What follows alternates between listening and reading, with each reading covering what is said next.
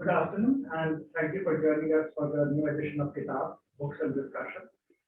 We have with us Amrita Shah, who is also a scholar in residence at the International Center Goa.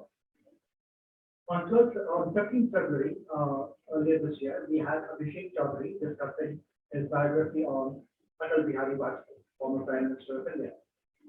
Today we have Amrita Shah, who is the author of three books, three award-winning books: Ahmedabad, a City in the World, Rose Berry 2015, Returns Are of a Life, Penguin 2007, and Kelly Bullet Time, How Television Changed India, Stage Yoda 2019.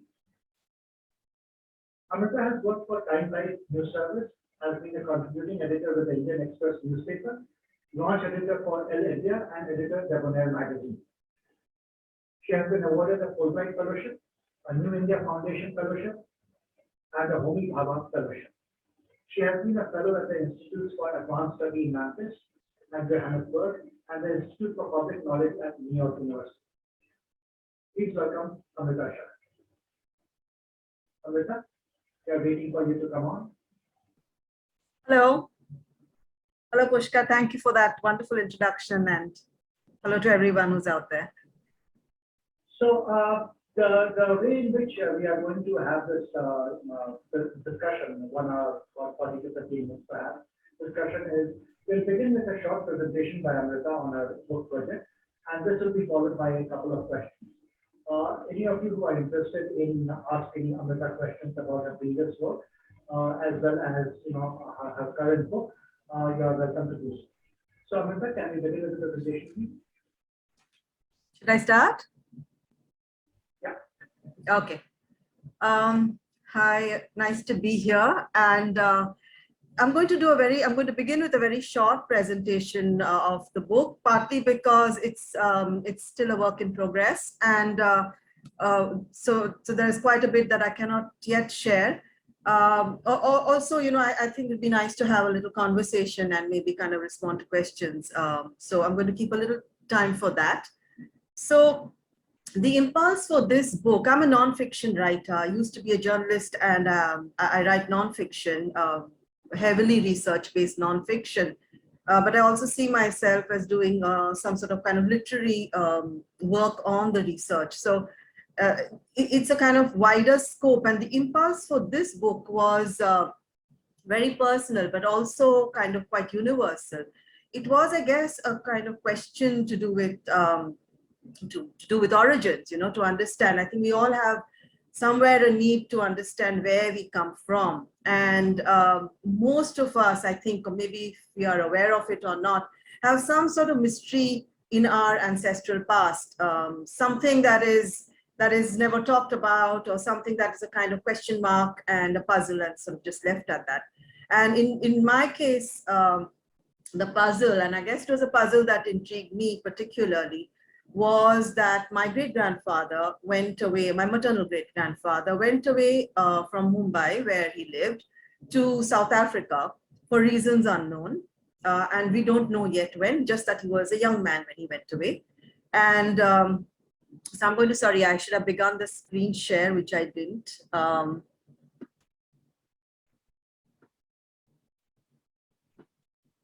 Okay. Yeah. So call it a personal journey into history for reasons that will become kind of clear. So, I'm sorry, I just have to. Amrita, we can see the screen share. So I know, it's just I just am not able to move down. Okay, just use the scroll, and you should. Yeah, I'll just try the other one. Hang on. Okay, much better. Is this better? Yeah. Okay. So yes, so as I said, this is a kind of picture of a steamer setting out from Mumbai. Well, this is a picture of my grandmother. Apparently, my great-grandfather didn't just go with. Hang on, Amrita. I don't think it's scrolling down. No. Everyone, please give us a minute to just resolve this and stay online, and we'll just sort this out. I'll just stop the share. No, no, just stay where we are, and we'll just resolve it. We'll just send somebody to resolve this. Okay. Yeah. So sorry for the interruption, everyone. We'll just be back very quickly.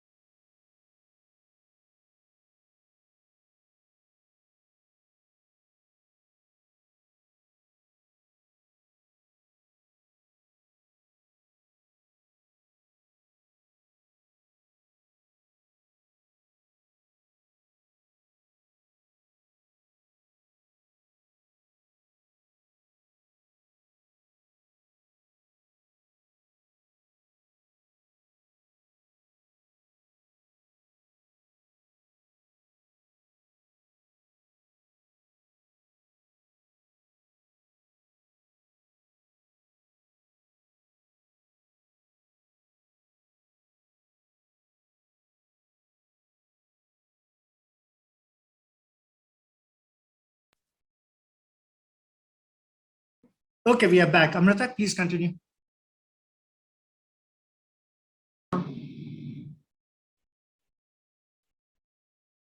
Okay, I think my video has gone off. Okay. Sorry.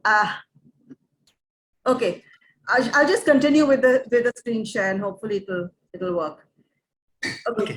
I was saying, my ancestor, on his journey, he met a woman who gave birth to my grandmother, and she died soon after. So we don't really know who she was, where she came from. We don't even know her name. And this is a kind of photograph of my grandmother, who of course remained behind. And they came back to Mumbai, or it was Bombay then. And as I said, this sort of mystery kind of lingered on, and I had this idea that someday I was going to explore it. I didn't know how, because we had absolutely no data. I didn't know the year he went. We didn't even have a very kind of large ballpark figure.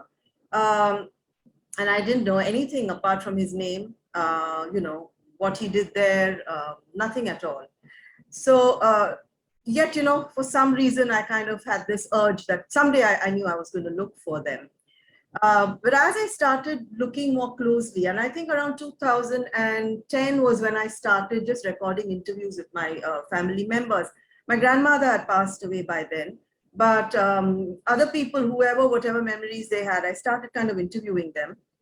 And as I and also because the books I was doing, the other books that I was doing were giving me some kind of larger worldview.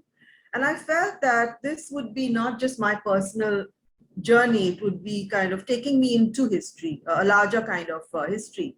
And so just to give you a sort of context, and this is a map of the British Empire in the so as it says in 1850. As you see, just the blue little spots are where the British Empire extended. This is the map of South Africa. Again, to give you some idea of how it was at this time. By the way, by this time I had sort of worked out that my great-grandfather would have gone at the turn of the 20th century. So somewhere between 1890 and 1910 is roughly what I had in mind. So just to again give you a context of what South Africa was at this time, Cape Colony that you see on the western end was colonized by the Dutch in 1652. It was used basically as a supply station for its ships going to the east. And there was not very much going on there. There were a few Europeans, people of French, Huguenot, German, and Dutch descent who lived there, and they grew and they grew vegetables and made wine and all this to supply the ships. I'm not talking about the larger picture of colonization, how it happened, because there's no time for that here. But of course, there was a great deal of violence as they extended into the interior with Africans and the settlement. I'm not going into that history here, but in the mid 1800s, the British also took Natal, which you see on the eastern, a little further up, northeast slightly. And that becomes very important from the point of view of Indian immigration. So there are kind of two sets of people you can say at this point. There are the British, and before them, as I mentioned, the Dutch and the European, the kind of wider European sort of mixed descent people who came to be called the Boers, and they lived further. They moved further up. There were some in the Cape, but they moved further up into the Transvaal and the Orange Free State. But what we are concerned with at the moment is Natal. Natal is very fertile, and so the British at this point decided to grow, to do some kind of farming there, and it was. The conclusion was reached that sugarcane would grow very well as a good cash crop, but sugarcane is labor intensive, and this comes at a time when slavery had been abolished in the British dominions. This was in the early 1830s or so, and so some form of labor had to be found, and cheap labor had to be found, because you need a lot of people to work the fields, which was not apparently going to come from Europe. So a system called an indenture system was evolved, which basically meant it was a sort of form of semi-bonded labor, which where they drew mainly from India, also from China and Southeast Asia, but we are really concerned with the Indian part right now. So eventually about 1.3 million indentured workers were taken to British colonies in Africa and the Caribbean up to the early 20th century. This is a photograph of the first boatload of indentured workers landing in Natal. Natal is now called KwaZulu-Natal, and the main city is Durban. So you see these came on a ship called the Truro. This is in 1860. Now, imagine that you have thousands of Indians suddenly arriving in a place. So they require, clothing, food supplies, items of everyday use. So there was a huge trading opportunity, which brought Indian traders. This is a kind of later picture, because when they first got there, this was not how they looked. They were just people who came without really kind of knowing where they were going. They were sort of, I guess, making their way in this new place. But they did well, and as you see, they look fairly prosperous now. You also had Indians, all kinds of Indians then. There was a sort of a larger rush, and they started working in small jobs. You see on one slide showing you Indian waiters in a club. This Indian here is a tailor. And then you had educated people. This is a picture of teachers in Natal. Now, just to explain a bit of the kind of scholars have over time evolved sort of terms to describe these. So indentured labor is one very clear category. And then what happened is that indentured laborers, when they finished, say, 5 or 10-year terms, depending on the terms of their contract, could choose to stay on in South Africa. And those came to be called free Indians. And then these people who I just described, that is the traders and the educated people and those who worked as hawkers and waiters and so on, were called passenger Indians, simply because they paid their own fare, unlike indentured laborers who were brought in under an official government-sponsored system. Now, the most famous passenger Indian was, of course, Gandhi, who went to South Africa in 1893 at the invitation of a trader from his hometown of Port Bandar called Dada Abdullah. He went there to fight a legal case for Dada Abdullah, and then eventually sort of set up as a lawyer himself there. of course, I should point out that Gandhi at this point is very, very young. He's just come back from England where he studied law. He's come back and tried to make a living in Bombay and then in Rajkot, and the going has been a bit difficult. And this invitation, brings him again out of the country. I just want to point out that at this stage in the late 19th century, you also had the discovery of gold and diamonds in South Africa, which created a huge rush of people from all over the world and also from India. And for India in particular, in 1858, after the Indian mutiny, you had the crown taking direct control of India. And at this point, and again, this is reiterated in Queen Victoria's the Golden Jubilee year, she says, we hold ourselves bound to the natives of our Indian territories by the same obligation of duty which bind us to all our other subjects. So there is a sort of sense at this point of opportunity opening up outside of India, where you kind of have new jobs, new employment opportunities, a larger geography of empire, which apparently seems to open up to Indians. But of course, as we know, that was not the case on the ground, in the sense, yes, there was opportunity, but also there was a great deal of, on the ground, there was a sort of racial inequality, there was injustice, there was discrimination. And so you have, I think, most of us are familiar with the story of Gandhi, and particularly that incident of where he is thrown out of a train compartment. He's traveling by first class to, he's on his way to Pretoria from Durban. And he is a white co-passenger takes offense. He doesn't want to travel with an Indian, and he complains, and Gandhi says, I have a first class ticket and it doesn't matter. He's thrown out anyway, and it's a long and harrowing journey. And it is seen in the Gandhi biography, kind of its evolution, a very important episode. I would argue that maybe the episode itself, but also all the other experiences he faced and the laws that were kind of at that point passed over there were instrumental in turning Gandhi into someone who started questioning colonialism and the rule of fairness in the colonial system. And this is a picture I've taken from Richard Attenborough's Gandhi, simply because it's quite a familiar scene where he is burning his identity papers. This was a very important kind of, it was called the Black Law.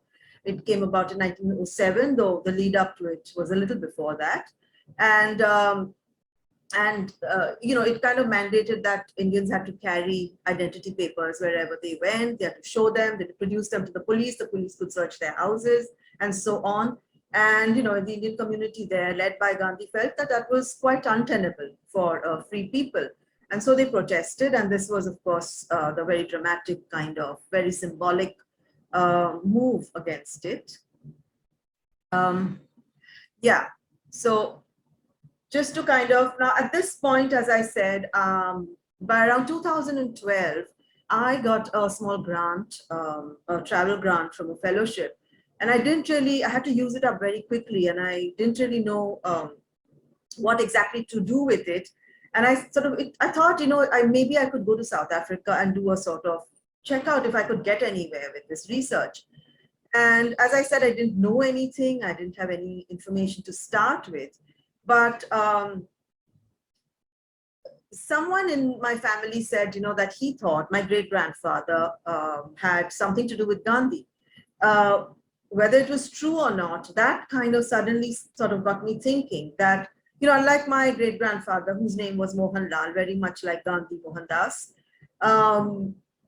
would have had, might have been some connection, because they were very similar in profile. I think there was a kind of, I figured later that Gandhi was probably 10 years senior, but there would have been, they were both Gujarati, Vanyas, they were both educated. My great-grandfather was English speaking.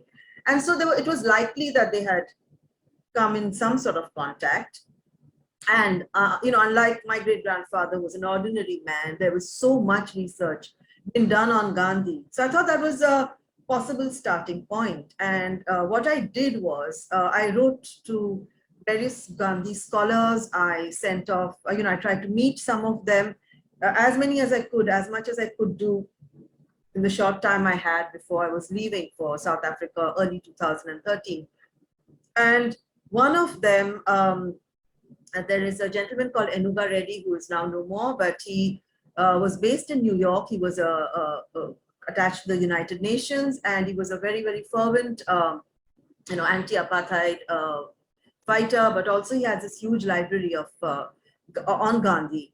And he sent me a paragraph, which I'm going to kind of show you a few lines from. This was about my great-grandfather, which he culled from a newspaper called the Indian Opinion, which was started by Gandhi in South Africa. So as you see, it says interpreter, teacher in Natal, formerly a government servant in India. He had a passport issued to him in Mauritius in His Majesty's name, entitling him to proceed to and travel anywhere in British South Africa. So just from this, I got a lot of information.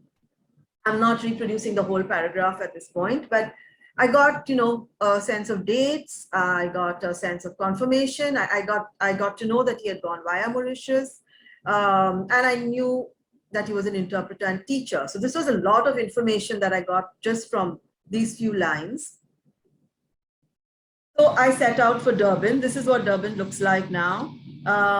It is a city which has apparently the largest number of Indians outside India, which is quite a striking fact. And the fact is, I remember as a child hearing about Natal spoken as if it was a name for foreign, like Vilayat might have been for England at some point in the north. But I never quite thought about Durban as a place, with so many Indians. That was interesting to go there and discover it.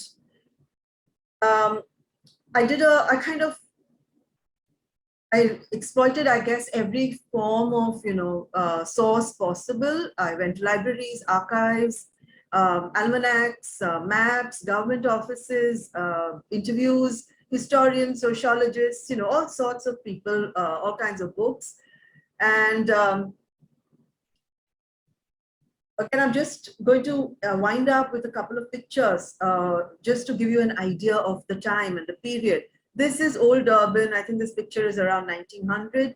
This is the kind of center of the Indian, what is now the Central Business District, Indian Business District. And in those days too, it was. This is not, the indentured workers were out in the plantations, but this was in the city center, and where the traders had their shops. And you see this mosque, again, is a very kind of important landmark at that point, and it still is now considered, I think, probably the largest mosque, one of the largest mosques in the world. This is a picture of Port Louis, Mauritius, again, around turn of the 20th century, maybe a little before that, perhaps 1870 or so. Again, just to give you a kind of idea, you see the basalt hills in the background, you see the houses in the front, and there's a waterfront over here, which you can't see. I also went, went to the villages in India where most of the traders had gone from. And I focused on the traders, but I was also looking at passenger Indians in general. My focus was not partly indentured workers, but I was not doing primary research on that. I was really kind of drawing upon what had been done. But I went to these villages on the Tapi River near Surat. And this is a photograph, and this gentleman in the photograph is a local school librarian. And I really kind of, I was helped so much by people along the way who, for no apparent reason, had just collected clippings, had kept little directories and encyclopedias and books that you won't normally get, outside of, self-published books that you won't really see anywhere in any library or bookshop. And so, it really helped me drawing on collections built up by these people living in, small places. And so I'm very grateful to that, grateful about that. Going to Surat, where it happened that my great-grandfather, actually, the family originally came from, which I wasn't aware that this branch of the family came from there, also allowed me to look at the history of the Indian Ocean. So in a sense, what this book is about, it draws on, it's partly my personal sort of detective story, trying to trace my ancestors, but it also is, about themes like migration, about enterprise, opportunity, the British Empire, and the Indian Ocean in general. So I'm going to kind of stop there and happy to talk more.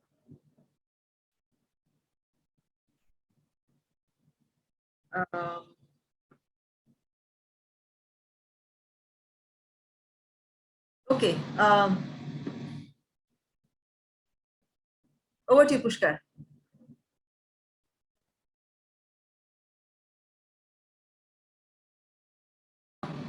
Pushkar, I can't hear you. Can't hear you. Yeah, got it. This is one of those things where you forget to unmute yourself. I just noticed that we have in attendance a very old friend of mine, Pakistan's former High Commissioner to Singapore and a history buff, Sajjad Ashraf, logged in, and I'm sure he'll have a question or two. But getting back to the book itself, you have been living with this book for a while. I mean, what is it like to live with a book, with a story, for years and years? Because there are long periods in between. I mean, it happens to academics. I mean, you start work on a project and then for a few years, you actually do nothing about it. And then you get back to it after you have done other more important things. But so what I wanted to ask you for a writer like you, I mean, for an independent writer, what has it been like to live with a long-term project? Yeah, I get quite obsessed. So in a way that makes it easy to keep working on it. I think this book started I sort of stumbled, I meant to do it, but it came a little earlier. So 2013, I went in January. And as I said, I was winding up my previous book. So it was not really, I prepared to take time off it and go, but I had to use that travel grant. So I went, and it was like I fell into this very rich story. I came back, and then I had to release my book, do the publicity, etc. All that. So I had to stop thinking about it. But I applied for another grant and went back from the ICHR and went back 2013 end. And that just, again, gave me a whole bigger story. So I think for about the first 3 years, all I did was I had to do other things, and I was reading, because I had to read very widely. I had to read history, South African history, Mauritius, the history of Mauritius, colonial history, Indian history of that period. So there was a lot of reading I had to do and try and put things together. I did that, but I think by around 2016 maybe was when I kind of just, after that it was just this book that I was pretty much living with. What my process is, I guess, is that I switch off the outside world. I live in it, of course, one has to, but I tend to keep myself focused. So even in South Africa, for instance, while I'm doing research, I did not read newspapers. I would not engage with the present at all. It was a fascinating political present, but I had to keep it out. And so I actually found myself, I would be on a bus going somewhere, and I would see descendants of passenger Indians, and I would be able to identify, from their looks, that I could sort of see the antecedents. And I'm sure they were not aware of it, their own history, because this is probably 4th generation or something like that. But so I kind of tend to exist in a time warp, a geographical warp as well. There's a question from one of our viewers, but before that, I'll have another question, which is, sorry, which is at one level, it's a personal journey into history, but the storytelling here fits in with an emerging trend in popular writings. And in academic writings, you have the subaltern studies school and all that. But you increasingly see more and more books being written about ordinary people.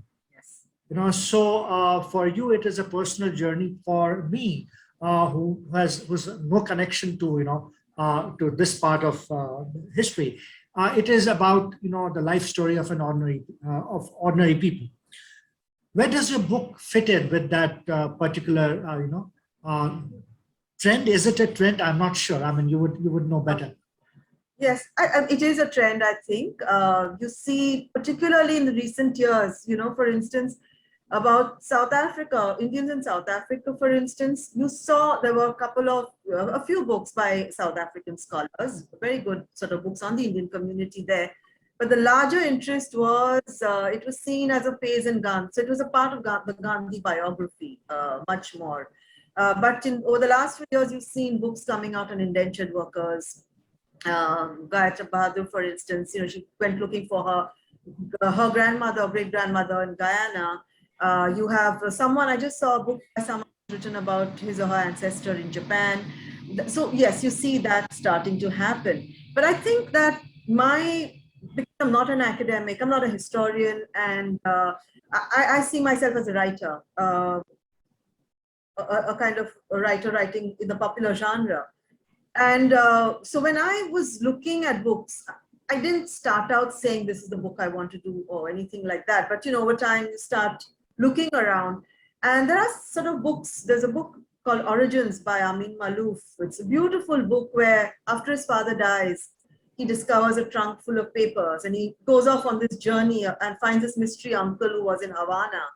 And from Lebanon to Havana, again, gives you this thread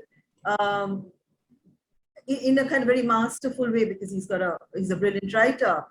Then there is this book by Edmund de Waal called The Hare with Amber Eyes. It's kind of very well-known book, beautifully written again.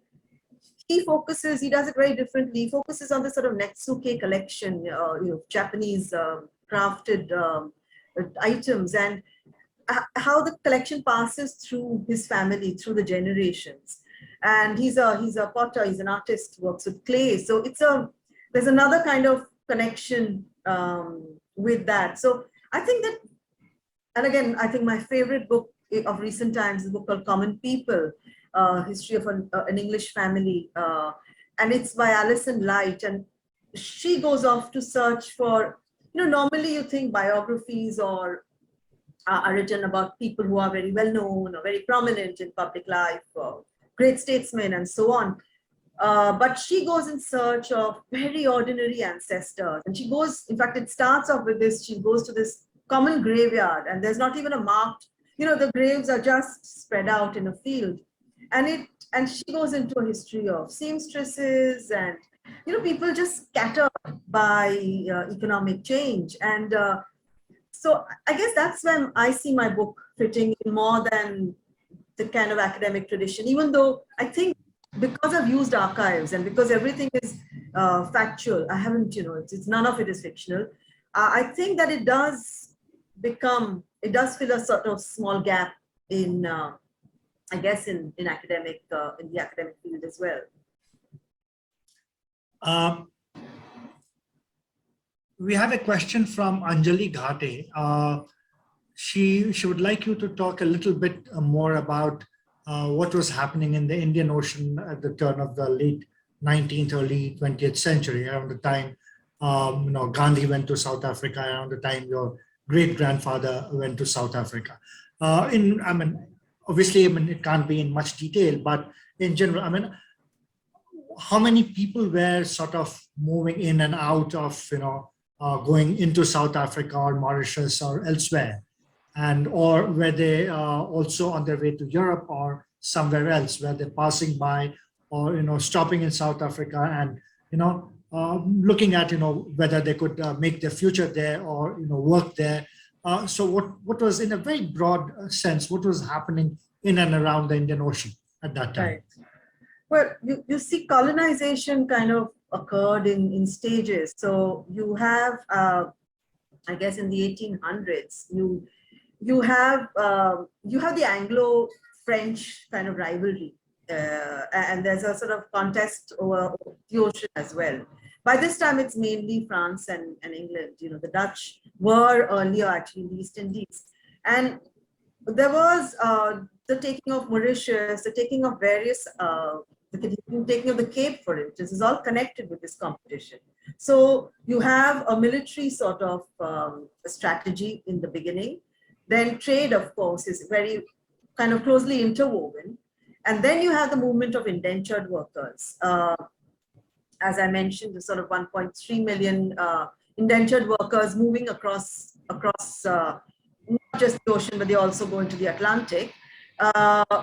But you have in the late 1800s, you have a push of Europeans, or particularly also the British, moving out and actually moving out of England and going out to the colonies.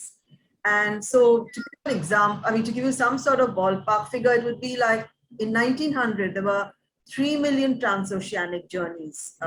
So you can imagine how many people were annually. So you can kind of, you know, think about how many people were actually moving out. They were going to America, they were going to Australia, to New Zealand. And in fact, South Africa, it took a little time for the movement, the traffic to pick up.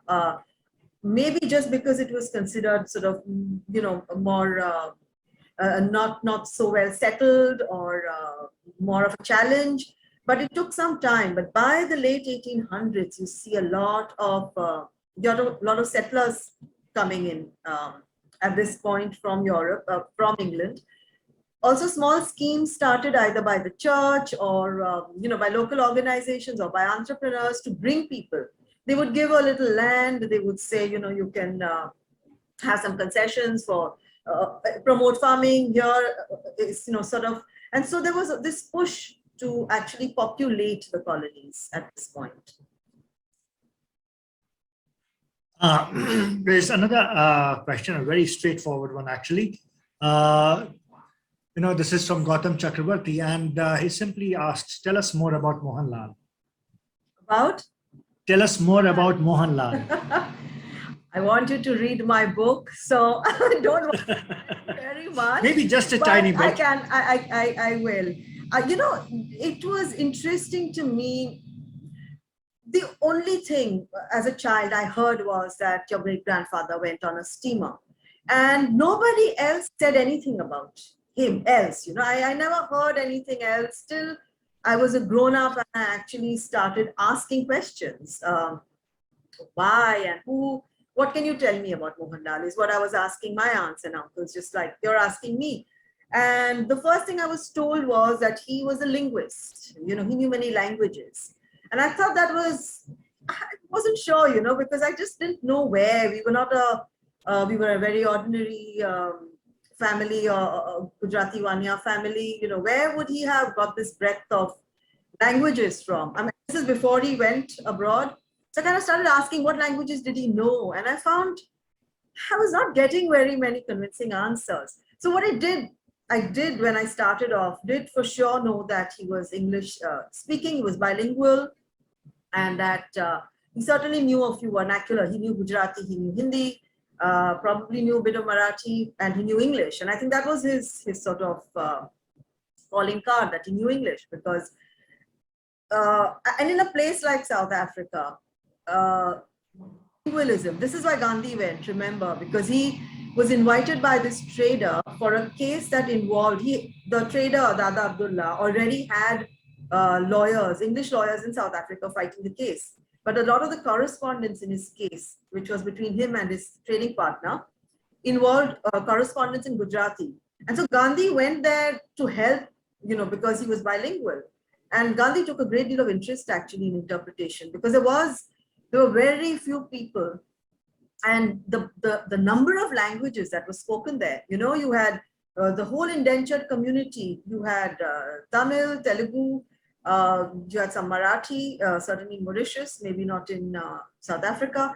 You had, then you had Hindi, you had Gujarati. So it was, who could you find who would, you know, you had to find people who knew some of these languages and English. So That is what I can tell you about Mohanlal to begin with. I'll quickly read out High Commissioner Sajjad Ashraf's comments, and he has a question at the end. He writes, and I think this is available for all the attendees. He writes, "It is an honor to be recognized at this distinguished forum. I have a deep sentimental desire to connect people who have wandered away from their roots. I have personally helped finding family homes of Sindhis and Punjabis who have moved away from what is now Pakistan and are spread around the world. It is the pain of having been plucked out of your roots, but also a sense of journey back home. Can you really describe the emotions? What are your feelings of being a member of a family that, where you had to retrace your roots back to, 100 years ago or so?" Yeah, so that's about it. Would you like to respond to that? Yeah, it's a very good question, because I think that we are all this drive, when I start telling people that I'm doing this book, I get so many stories. I get so many stories about someone remembering their ancestor who went somewhere, could have been to Burma, could have been to, could have been somewhere within India as well. But again, this sort of idea of a mystery and kind of wanting to close a circle. I think there is something to that, make that connection. And I can tell you that when I first went to South Africa in early 2013, I felt this overwhelming sense of, I don't know, it was like I had come, I can't say home because, it wasn't home, but a feeling of having come back to somewhere where something had started, or somewhere where I had to come back, where I had to, and I'm saying come back, which, I actually went for the first time. So there was that sense of return, almost perhaps on behalf of my family, and very much so on behalf of, for my great grandmother, whose name we didn't know, who, I almost felt like I had to make that journey for her, also very importantly for her. Of course, there was a sort of almost a mad couple of days where I thought that anywhere I go, I'm going to see, just like a Hindi film, I'm going to see my long lost, the other part of the ancestral family suddenly pop up somewhere. Someone who looks just like me or whatever. You kind of lose that pretty quickly. But in South Africa itself, I found it interesting that I thought my going there and telling people my story would seem very strange, but it really wasn't. So many people over there too have been hunting for their roots, particularly, descendants of indentured laborers were trying to find out where they came from, because so much was lost in the journey. Language, a sense of what was home, so much was lost along the way. And I think people want to just know, because they're very, very South African now. It's not like they have any sense of, they don't even know what India is. Many of them have never come to India. But I think there is a curiosity. And so I think there is it is a very emotional experience. Amrita, I have one more question. And meanwhile, to all our attendees, if you have any questions, please enter them in the Q&A section so that I get to see them, see the questions and read it out. Amrita, so the story really begins in South Africa, right? Or do you begin from India to South Africa and then back to Mauritius? And you mentioned the UK and so on. So where does the story begin? It begins in South Africa or somewhere else? No, it doesn't begin in South Africa. It's actually I see it as a larger history of the ocean. Okay.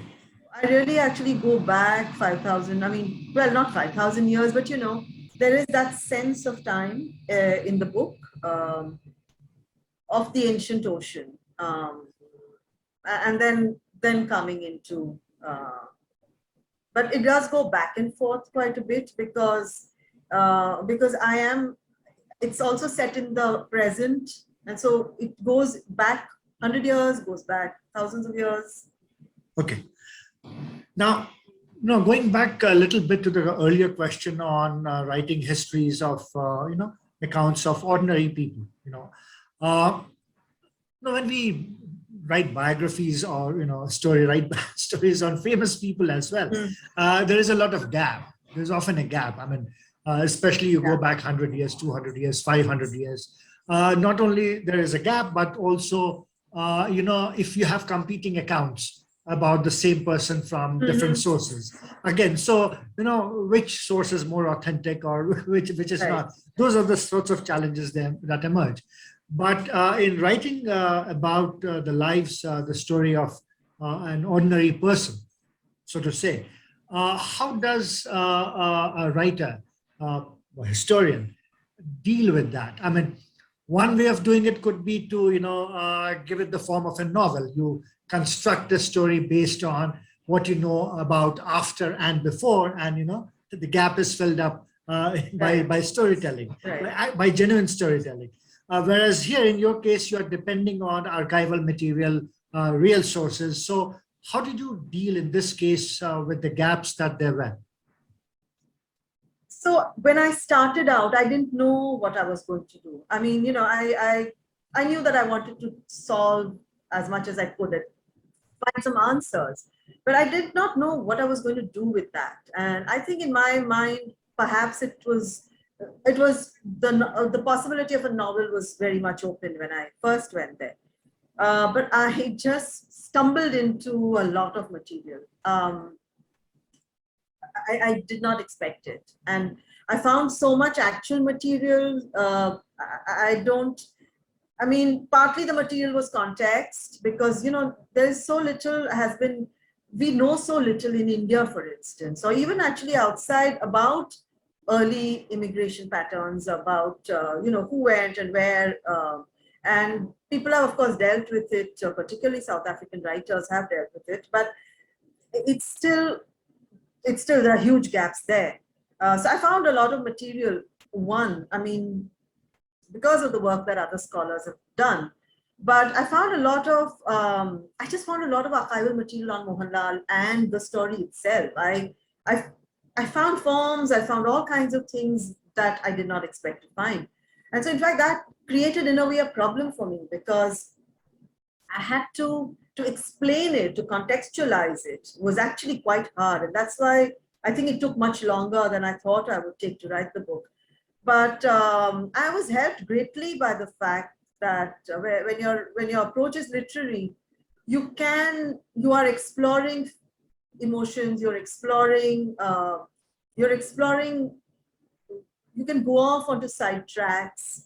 So the gaps are really, they were not important. I didn't find them important. In a sense, I think they were, because my focus was on telling the story, but also on showing the larger scale of what was behind it. And I didn't find that a problem eventually. We have a question from Anthony Joseph, who is one of our attendees. He writes, the search for origins is often a journey of rediscovery of the familiar around us, not unlike Dorothy's journey of discovery in The Wizard of Oz. How has it been for you?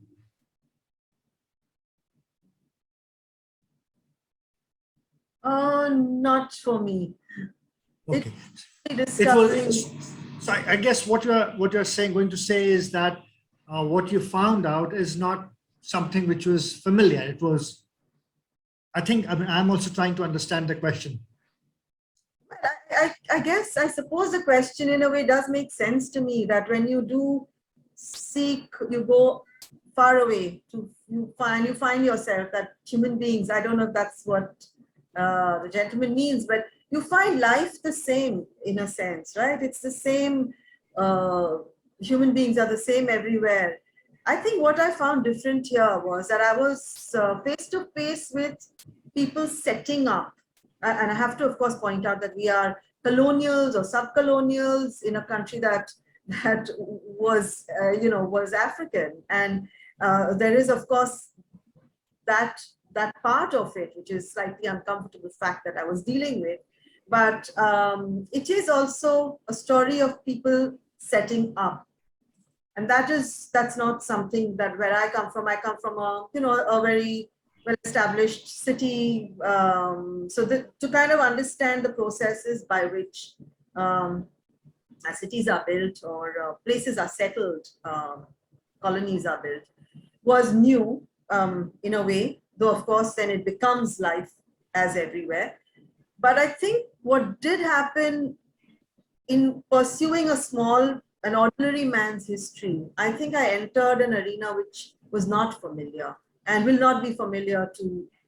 It tells a new history. It tells an alternative, not an alternative. It adds and augments the history. Okay, thank you. Are there any questions? We are just about getting to the end of our book discussion. And we are going to have a real book discussion actually once the book is out. So I think one of the things about our scholars in residence grants is, and those of you who are interested, we have advertised in the Economic and Political Weekly for the 2022 Scholars in Residence Awards. Please take a look. Please spread the word if there are others, writers, academics or whoever who's writing a book, and they're welcome to apply. And this year we hosted two people, two writers, Abhishek Chaudhary, who is working on his book on former Prime Minister Atal Bihari Vajpayee. That's a long-term project and more than 5 years. So best of luck to him. I know that he's also logged in. And Amrita, of course, you are here with us. And best of luck on finishing the book sooner than later. Okay, there seems to be a question. Okay. So from Freya Barwa, I can't wait to read your book, Amrita. A question: would there be evidence of African and Boer/English views of the Indian traders in Natal?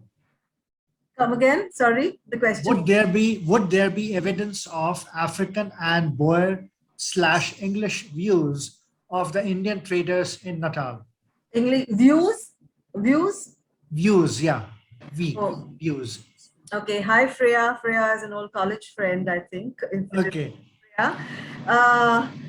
Views, if I get you correctly, views of the English and Boers on Indian traders? Yes. Yes, because they were very, the whole kind of, the whole Satyagraha campaign and the whole fight between the Indian community and the colonial administration there came about because of what I'm calling passenger Indians, or what is called passenger Indians. They would have been happy if it was just indentured laborers, who had limited rights, who could not move around freely, who were bound by certain restrictions, even in terms of income and so on. But once they became free and continued living there and setting up small shops, or free Indians, for instance, used to work farms. They had their own little farms after they finished their indenture, and they supplied all of Natal with vegetables and fruit and fish and so on, fresh produce. The traders who had they had set up all over the 4 colonies of South Africa at that time. They were doing very, very, very well and presenting very competition to the white settlers. And so the views were extremely anti, they were anti-Indian. Those anti-Indian views were spoken in the legislature, they were in newspapers, they were in, there was a campaign, for instance, at the Black Law that I'm talking about, where they have to produce their identity papers. There they actually was a campaign, city by city, town by town, wrote a letter saying, yes, please continue the Black Law, like do not go back on it, So basically the idea was that passenger Indians, the entry of passenger Indians should be curbed, very, very strictly curbed. So yes, the views are, kind of vociferous and recorded. Thank you, Amrita. And we'll just give everyone a minute to decide if they have anything more to ask. But a quick announcement, we'll be hosting, the International Center Goa will be hosting Naushad Forbes on 2nd of April 2022 for his book, The Struggle and the Promise, Restoring India's Potential. That's just been released, and Dr. Forbes is currently at the Jaipur Literature Festival, but he's given us time on 2nd April. And that book will be, of course, of interest to everyone who is interested in contemporary India, including economic issues and particularly education. Naushad Forbes has a deep interest in higher education specifically, and he'll be with us on 2nd April. But I think that's it, Amrita. So thank you very much. Amrita has been spending a month with us at the International Center Goa. And the reason we are having this on Zoom rather than on live is because I keep saying this, we are all too happy to attend weddings and parties these days. And of course, no, COVID is no longer in the air as much as in the past, but we are still not attending book events and such programs, at least in Goa for now. So, and in any case, I mean, it is good to reach out to people from across the world, certainly across India. And I mean, we're fortunate, as I said, I mean, my old friend, High Commissioner Sajjad Ashraf popped in. So thank you once again, everyone, for joining us. And one last remark from Tracy Kwan in New York. This has been lovely. Thank you for this event. I'm looking forward to the book. Another friend of yours, Amrita? Okay. Yes. All right, on that note, thank you everyone for joining us once again, and do join us on 2nd April. If you can, you'll be, of course, receiving emails from us. And if you do not want to receive emails, please let me know, and I'll make sure that you do not. Amrita, any last remark? No, just wanted to say that it's been wonderful being here for a month, and it's really helped me wind up the book, actually, more or less. So thank you. Thank you. Okay. It's been lovely. Okay, bye-bye, everyone.